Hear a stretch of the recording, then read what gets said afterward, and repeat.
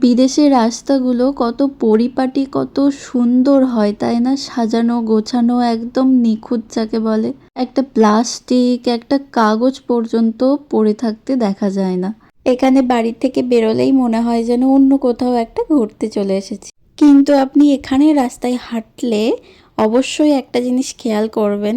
আমি অন্য দেশের কথা বলতে পারবো না, কিন্তু আমি এই দেশে দেখেছি যে মানুষ মানুষকে খুব অ্যাভয়েড করে।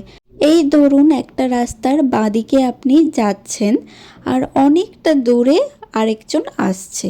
সে আপনাকে অনেকটা দূর থেকে ধরুন দেখতে পেয়েছে।